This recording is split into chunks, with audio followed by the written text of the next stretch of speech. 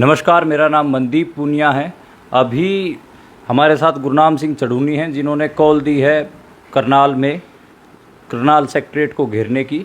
उनसे बात करते हैं और जानते हैं कि ये कॉल देने की क्यों ज़रूरत पड़ी और कल जो हरियाणा के किसान हैं और आसपास के किसान हैं उनको करनाल में इन्होंने क्यों बुलाया है।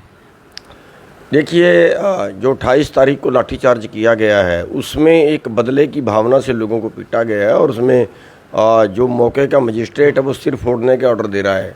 और बड़ी बात यह है कि उस मजिस्ट्रेट की ड्यूटी वहाँ पे नहीं है, ड्यूटी उसकी कहीं और है। वहाँ पे दूसरे एसडीएम लेडीज़ है, उसकी ड्यूटी है, वो वहाँ पे आके लाठीचार्ज करवा रहा है और सिर फोड़ने का ऑर्डर दे रहा है और फिर सिर फोड़े जा रहे हैं। तो ये एक क्रूरता, एक अपराध है, क्राइम है। गाड़ियाँ तोड़ी जा रही हैं, वो गाड़ियाँ तोड़ना क्राइम है। हमारी सरकार से बिल्कुल साफ बात ये थी कि आज भी प्रशासन से बात हुई कि देखा, अगर आपका कोई कानून देश में है कि आंदोलनकारियों के सिर फोड़ दो, अगर ये कानून देश में है तो हमें दिखा दो, हम अपनी बात को वापस ले लेंगे।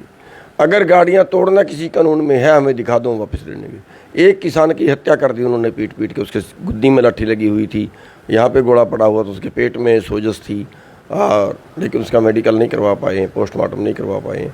तो हमारी मांग थी कि जो दोषी अधिकारी हैं उन पे मुकदमा दर्ज हो और जब हमने गुनाह किया है, जो हमने गुनाह किया उसका मुकदमा हमारे ऊपर दर्ज हुआ है जी। जो उन्होंने गुनाह किया उसका मुकदमा उनके ऊपर दर्ज करें जी। और जो मुआवजा है वो घायलों को 2-2 लाख और गाड़ियों का मुआवजा, जो जितना गाड़ियों का नुकसान हुआ है और जिसकी डेथ हुई है किसान की, उसको 25 लाख रुपए मुआवजा और उसका एक बेटे को उसके नौकरी। तो प्रशासन ने हमारी बात नहीं मानी है, बल्कि प्रशासन अपने अधिकारियों के बचाव पे उतरा हुआ है, सरकार अपने अधिकारियों के बचाव पे उतरी हुई है। तो इसलिए हमने हफ्ते का टाइम दिया था उनको। 29 तारीख को हमने पंचायत की थी और फिर एक हफ्ते का 7 तारीख तक का टाइम दिया था। तो 7 तारीख तक भी कुछ नहीं हुआ, उल्टा सरकार सख्ताई पे उतर आई है, भारी फोर्स उन्होंने बुला ली है, नेट रात को बंद कर रहे हैं, क्रूरता पे उतर आए हैं, मुकाबले पे खड़ गए हैं। लेकिन हम उनकी हर क्रूरता, उनका हर जुल्म जो है वो सहेंगे, लेकिन अपने आंदोलन पे हम अडिग हैं, अपनी बात पे हम अडिग हैं। कल इकट्ठे होंगे, घेराव होगा।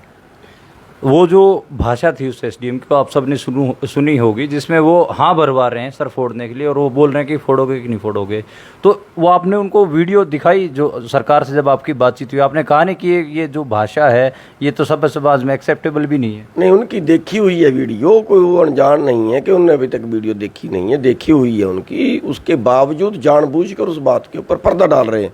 वो कह रहे हैं कि एफआईआर तो दर्ज हो चुकी है, जो किसानों वाली एफआईआर है उसी में उनकी जांच कर लेंगे। ये कोई बात हुई है, इतना बुरुक क्यों बनाते हैं। हम सुशील काजल के घर से भी हमने ग्राउंड रिपोर्ट की थी, तो उनके घर वाले बोल रहे थे कि जल्दी से उनका दाह संस्कार करवा दिया था, प्रेशर डलवा के उनका पोस्टमार्टम नहीं होने दिया। और जिस दिन सुशील काजल घर पे गए, लाठीचार्ज हुआ रात को, तो उस दिन भी वो मेडिकल नहीं जा पाए थे सुशील काजल। और वो उन्होंने घर वालों ने पूछा तो उन्होंने जवाब दिया था कि सुशील ने कि पुलिस की तैनाती है और पुलिस किसानों के लठ मारी तो हम घर पे आ गए। तो इस मामले में आप लोगों ने कुछ करने की कोशिश की हो, ये पक्ष रखा हो आपने? नहीं, हमने पक्ष रखा है कि इन्होंने पूरे शहर को सील किया हुआ था। जिन लोगों को पुलिस एम्बुलेंस में ले गई वो लोग तो हॉस्पिटल चले गए, जिनको पुलिस एम्बुलेंस में नहीं ले गई वो लोग हॉस्पिटल नहीं जा पाए।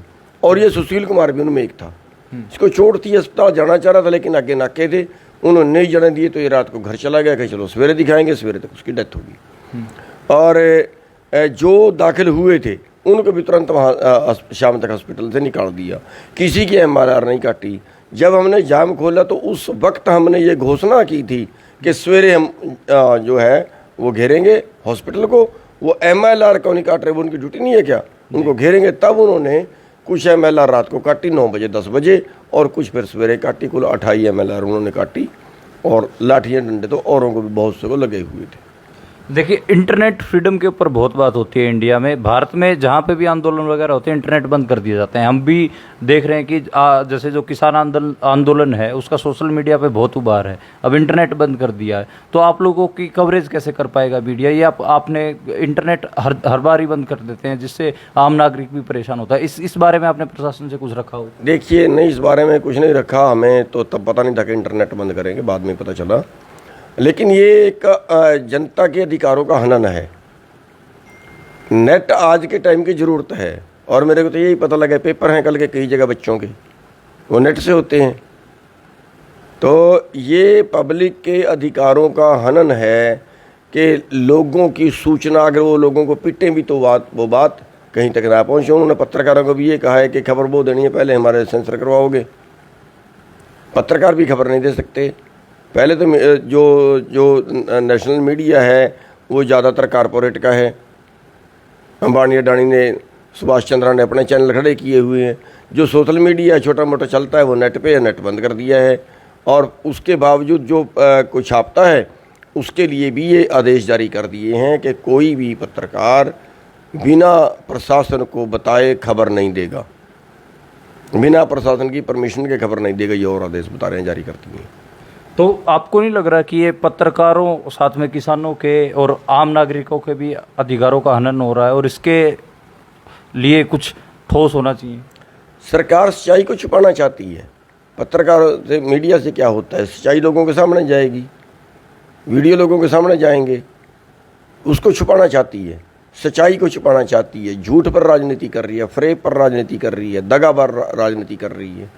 तो ये जो सभी चीज़ें हैं, मतलब कारपोरेट को देश को बेचने पे उतारू हुए। हम क्या कर रहे हैं, हम तो ये लोग बैठे हुए हैं 10 महीने से, देशभक्त लोग हैं, देश को बचाने के लिए बैठे हुए हैं।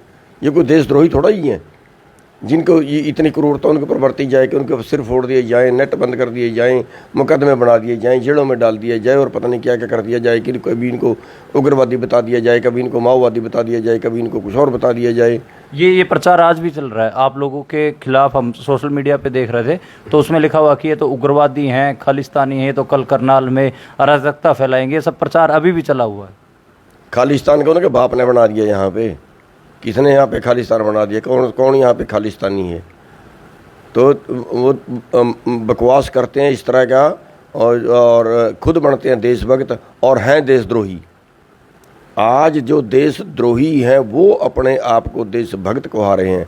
इन देशद्रोहियों ने अपने जो आज़ादी थी, आज़ादी के टाइम पे कोई इनका योगदान नहीं रहा, और तिरंगा झंडा 60 साल तक इन्होंने अपने दफ्तर में नहीं फहराया।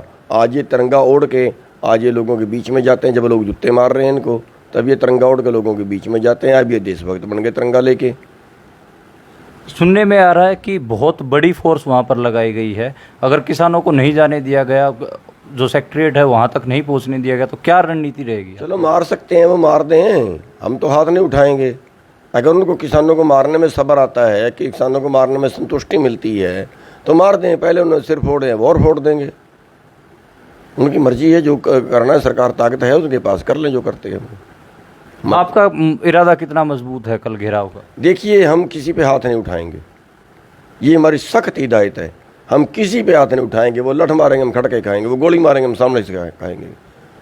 जो वो करेंगे वो करें, उनकी मर्जी है, हम हाथ नहीं उठाएंगे।